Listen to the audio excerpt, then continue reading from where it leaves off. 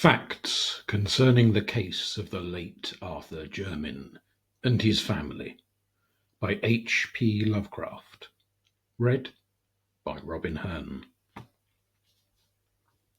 Life is a hideous thing, and from the background behind what we know of it peer demoniacal hints of truth which make it sometimes a thousandfold more hideous. Science, already oppressive with its shocking revelations, will perhaps be the ultimate exterminator of our human species, if separate species we be, for its reserve of unguessed horrors could never be borne by mortal brains if loosed upon the world. If we knew what we are, we should do as Sir Arthur Jermyn did. And Arthur Jermyn soaked himself in oil and set fire to his clothing one night. No one placed the charred fragments in an urn, or set a memorial to him who had been. For certain papers and a certain boxed object were found, which made men wish to forget. Some who knew him do not admit that he ever existed.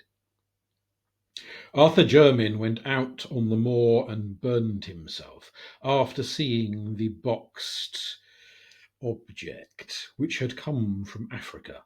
It was this object, and not his peculiar personal appearance, which made him end his life. Many would have disliked to live if possessed of the peculiar features of Arthur Jermyn, but he had been a poet and scholar and had not minded.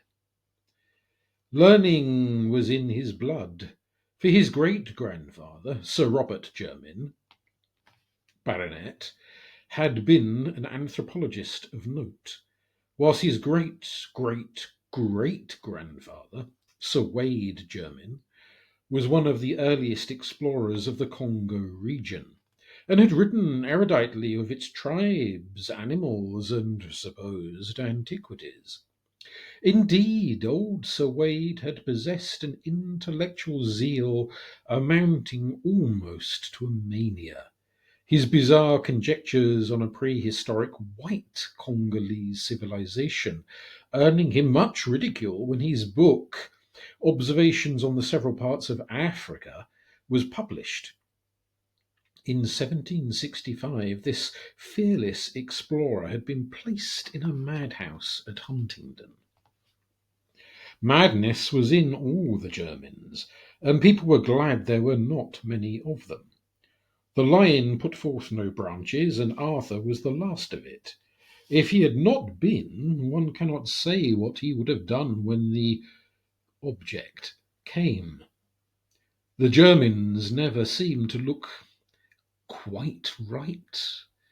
Something was amiss, though Arthur was the worst, and the old family portraits in Jermyn House showed fine faces enough before Sir Wade's time. Certainly the madness began with Sir Wade, whose wild stories of Africa were at once the delight and terror of his few friends. It showed in his collection of trophies and specimens which were not such as normal man would accumulate and preserve, and appeared strikingly in the oriental seclusion in which he kept his wife. The latter, he had said, was the daughter of a Portuguese trader whom he had met in Africa, and did not like English ways. She, with an infant born in Africa, had accompanied him back for the second and longest of his trips, and had gone with him on the third and last, never returning. No one had ever seen her closely, nor even the servants, for her disposition had been violent and singular.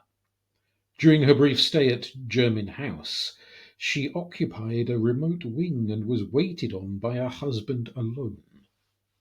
Sir Wade was indeed most peculiar in his solicitude for his family, for when he returned to Africa he would permit no one to care for his young sons save a loathsome black woman from Guinea.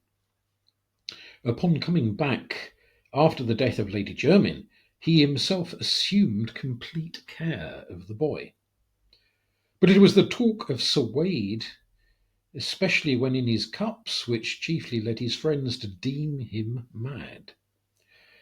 In a rational age like the 18th century, it was unwise for a man of learning to talk about wild sights and strange scenes under a Congo moon, of the gigantic walls and pillars of a forgotten city crumbling and vine-grown, and of damp, silent stone steps leading interminably down into the darkness of abysmal treasure vaults and inconceivable catacombs. Especially was it unwise to rave of the living things that might haunt such a place, of creatures half of the jungle and half of the impiously aged city. Fabulous creatures which even a Pliny might describe with scepticism. Things that might have sprung up after the great apes had overrun the dying city with the walls and the pillars, the vaults and the weird carvings. Yet, after he came home for the last time, Sir Wade would speak of such matters with a shudderingly uncanny zest. Mostly after his third glass at the Knight's Head, boasting of what he had found in the jungle and of how he had dwelt among terrible ruins known only to him. And finally he had spoken of the living things in such a manner that he was taken to the madhouse. He had shown little regret when shut into the barred room at Huntingdon, for his mind moved curiously. Ever since his son had commenced to grow out of infancy, he had liked his home less and less, till at last he had seemed to dread it. The Knight's Head had been his headquarters, and when he was confined he expressed some vague gratitude, as if for protection. 3 years later he died. Wade Jermyn's son Philip was a highly peculiar person. Despite a strong physical resemblance to his father, his appearance and conduct were in many particulars so coarse that he was universally shunned. Though he did not inherit the madness which was feared by some, he was densely stupid and given to brief periods of uncontrollable violence. In frame he was small, but intensely powerful, and was of incredible agility. 12 years after succeeding to his title, he married the daughter of his gamekeeper, a person said to be of gypsy extraction. But before his son was born, joined the navy as a common sailor, completing the general disgust which his habits and mésalliance had begun.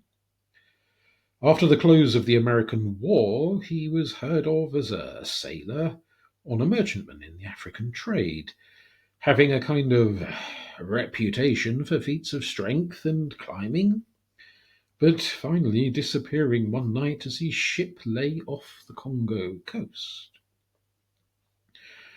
In the son of Sir Philip Jermyn, the now accepted family peculiarity took a strange and fatal turn.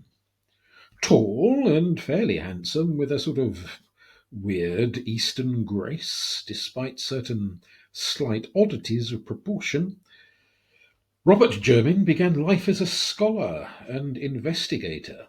It was he who first studied scientifically the vast collection of relics which his mad grandfather had brought from Africa, and who made the family name as celebrated in ethnology as in exploration. In 1815, Sir Robert married a daughter of the 7th Viscount Brightholme, and was subsequently blessed with 3 children. the eldest and youngest of whom were never publicly seen on account of deformities in mind and body. Saddened by these family misfortunes, the scientists sought relief in work and made 2 long expeditions in the interior of Africa. In 1849, his second son, Neville, a singularly repellent person who seemed to combine the surliness of Philip Jermyn with the hauteur of the Brightholms, ran away with a vulgar dancer, but was pardoned upon his return in the following year. He came back to Jermyn House a widower with an infant son, Alfred, who was one day to be the father of Arthur Jermyn. Friends said that it was this series of griefs which unhinged the mind of Sir Robert Jermyn, yet it was probably merely a bit of African folklore which caused the disaster. The elderly scholar had been collecting legends of the Onga tribes near the field of his grandfathers, and his own explorations, hoping in some way to account for Sir Wade's wild tales of a lost city peopled by strange hybrid creatures. A certain consistency in the strange papers of his ancestor suggested that the madman's imagination might have been stimulated by native myths. On October 19, 1852, the explorer Samuel Seaton called at Jermyn House with a manuscript of notes collected among the Ongas, believing that certain legends of a grey city of white apes ruled by a white god might prove valuable to the ethnologist. In his conversation, he probably supplied many additional details, the nature of which will never be known, since a hideous series of tragedies suddenly burst into being. When Sir Robert Jermyn emerged from his library, he left behind the strangled corpse of the explorer, and before he could be restrained, had put an end to all 3 of his children, the 2 of whom were never seen, and the son who had run away. Neville Jermyn died in the successful defence of his own 2-year-old son, who had apparently been included in the old man's murderous scheme. Sir Robert himself, after repeated attempts at suicide and a stubborn refusal to utter any articulate sound, died of apoplexy in the 2nd year of his confinement. Sir Alfred Jermyn was a baronet before his 4th birthday, but his tastes never matched his title.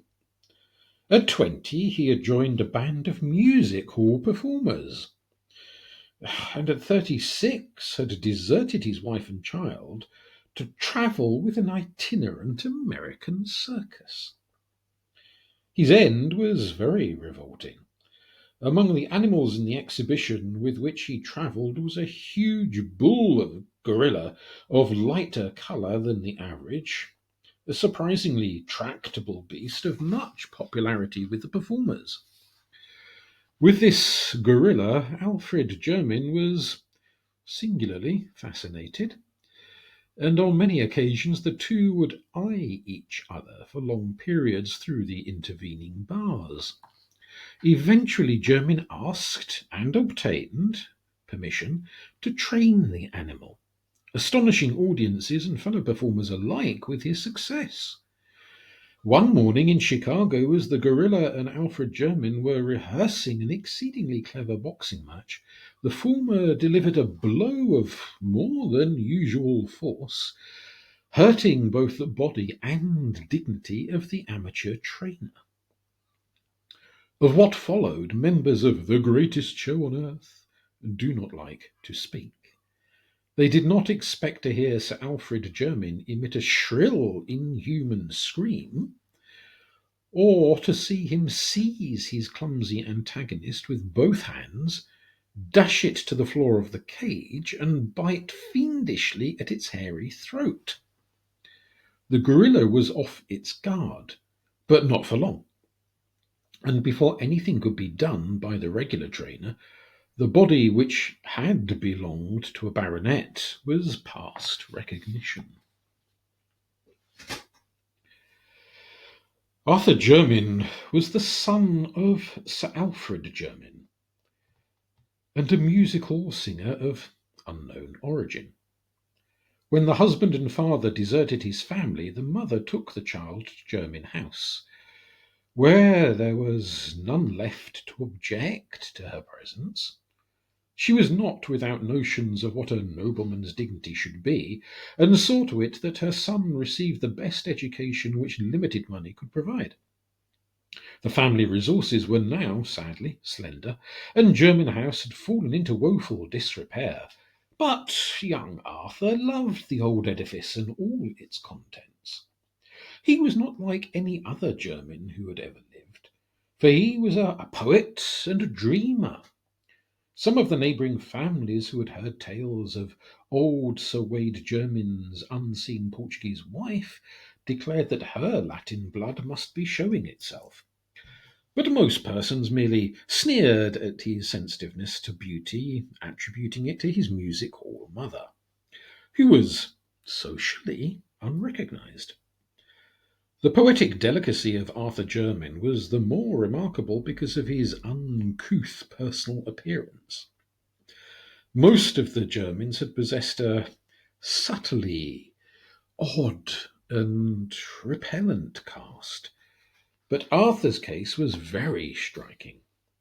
It is hard to say just what he resembled, but his expression, his facial angle, and the length of his arms gave a thrill of repulsion to those who met him for the first time. It was the mind and character of Arthur Jermyn which atoned for his aspect. Gifted and learned, he took highest honours at Oxford and seemed likely to redeem the intellectual fame of his family. Though of poetic rather than scientific temperament, he planned to continue the work of his forefathers in African ethnology and antiquities, utilizing the truly wonderful, though strange, collection of Sir Wade. With his fanciful mind, he thought often of the prehistoric civilization in which the mad explorer had so implicitly believed, and would weave tale after tale about the silent jungle city mentioned in the latter's wilder notes and paragraphs. For the nebulous utterances concerning a nameless, unsuspected race of jungle hybrids, he had a peculiar feeling of mingled terror and attraction. Speculation on the possible basis of such a fancy, and seeking to obtain light among the more recent data gleaned by his great-grandfather and Samuel Seton amongst the Ongers. In 1911, after the death of his mother, Sir Arthur Jermyn determined to pursue his investigations to the utmost extent. Selling a portion of his estate to obtain the requisite money, he outfitted an expedition and sailed for the Congo.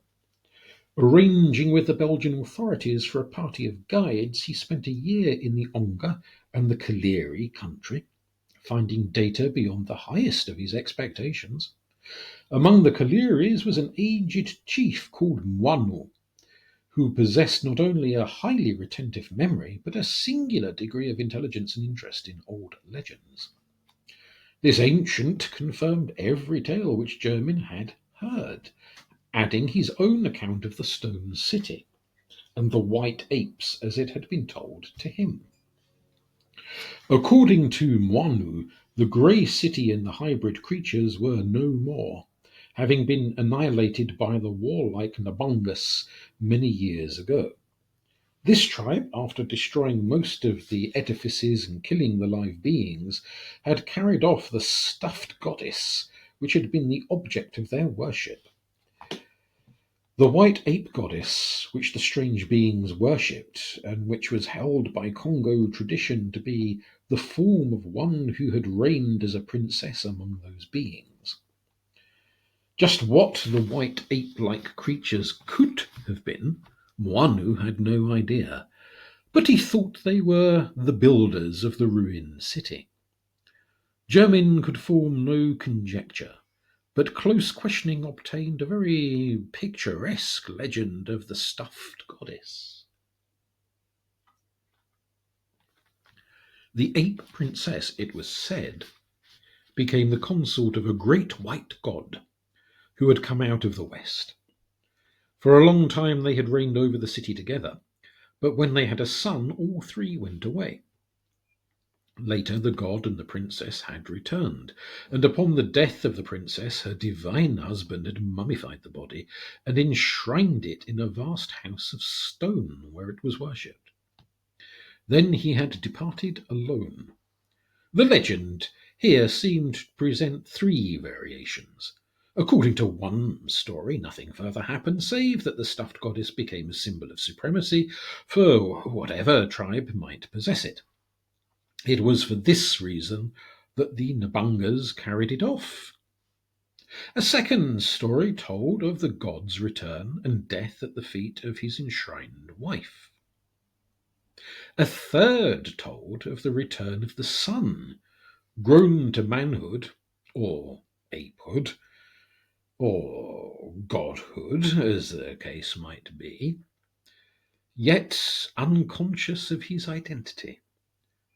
Surely the imaginative blacks had made the most of whatever events might lie behind the extravagant legendary.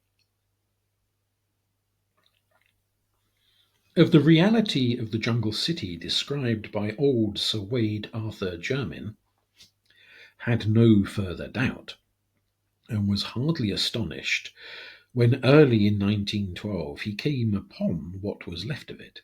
Its size must have been exaggerated, yet the stones lying about proved that it was no mere Negro village.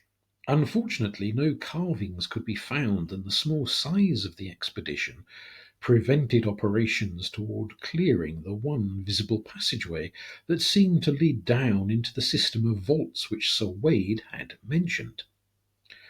The white apes and the stuffed goddess were discussed with all the native chiefs of the region, but it remained for a European to improve on the data offered by old Mwanu.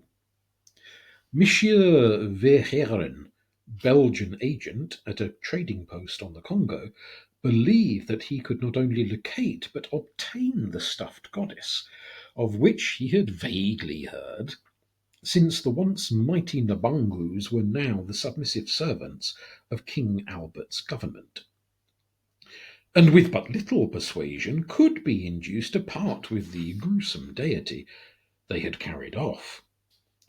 When Jermyn sailed for England, therefore, it was with the exultant probability that he would within a few months receive a priceless ethnological relic, confirming the wildest of his great-great-great-grandfather's narratives. That is, the wildest which he had ever heard.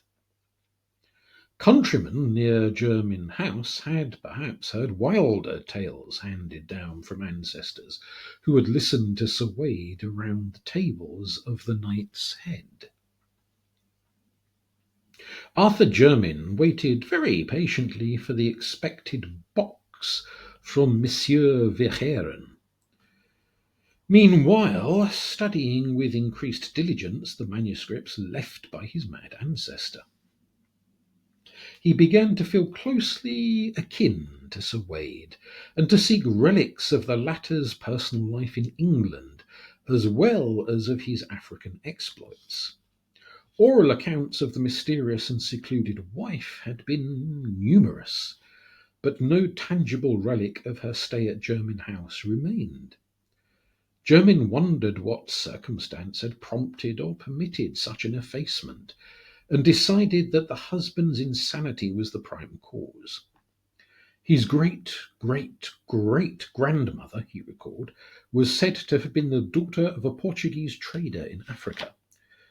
No doubt her practical heritage and superficial knowledge of the Dark Continent had caused her to flout Sir Wade's talk of the interior, a thing which such a man would not be likely to forgive.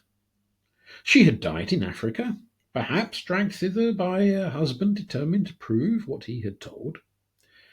But as Jermyn indulged in these reflections, he could not but smile at their futility. A century and a half after the death of both these strange progenitors, in June 1913, a letter arrived from Monsieur Verhaeren, telling of the finding of the stuffed goddess. It was, the Belgian averred, a most extraordinary object, an object quite beyond the power of a layman to classify. Whether it was human or simian, only a scientist could determine, and the process of determination would be greatly hampered by its imperfect condition. Time and the Congo climate are not kind to mummies, especially when their preparation is as amateurish as seemed to be the case here. Around the creature's neck had been found a golden chain bearing an empty locket on which were armorial designs. No doubt some hapless traveller's keepsake, taken by the Nabongus and hung upon the goddess as a charm.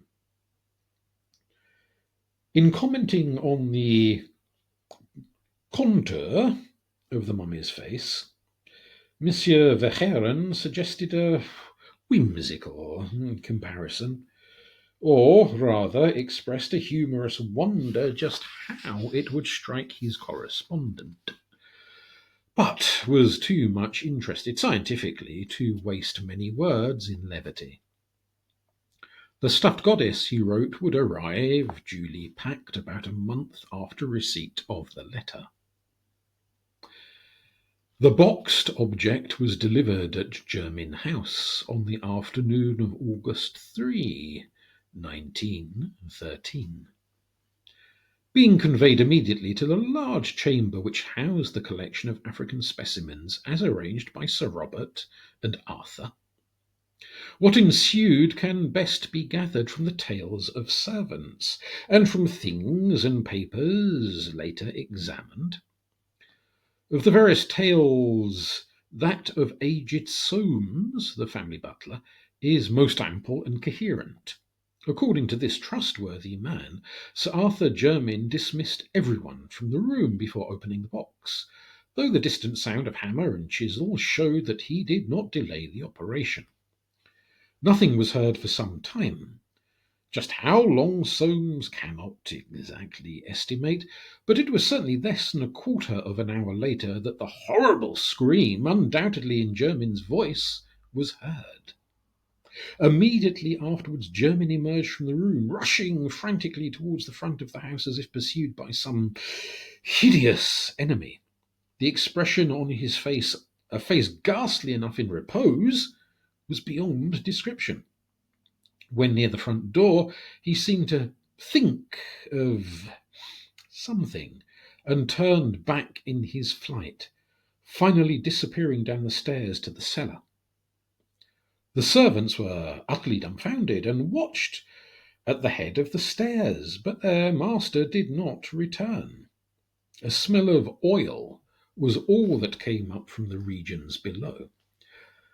After dark, a rattling was heard at the door leading from the cellar into the courtyard, and a stable boy saw Arthur Jermyn, glistening from head to foot with oil and redolent of the fluid, steal furtively out and vanish on the black moor surrounding the house. Then, in an exultation of supreme horror, everyone saw the end. A spark appeared on the moor, a flame arose, and a pillar of human fire reached to the heavens. The house of Jermyn no longer existed. The reason why Arthur Jermyn's charred fragments were not collected and buried lies in what was found afterward. Principally the thing in the box. The stuffed goddess was a nauseous sight, withered and eaten away, but it was clearly a mummified white ape of some unknown species, less hairy than any recorded variety, and infinitely nearer mankind, quite shockingly so. Detailed description would be rather unpleasant. But two salient particulars must be told, for they fit in revoltingly with certain notes of Sir Wade Jermyn's African expeditions, and with the Congolese legends of the White God and the Ape Princess. The two particulars in question are these. The arms on the golden locket about the creature's neck were the Jermyn arms, and the jocose suggestion of Mr. Verhaeren about a certain resemblance as connected with the shrivelled face applied with vivid, ghastly, and unnatural horror to none other than the sensitive Arthur Jermyn, great, great, great grandson of Sir Wade Jermyn, and an unknown wife. Members of the Royal Anthropological Institute burned the thing and threw the locket into a well, and some of them do not admit that Arthur Jermyn ever existed.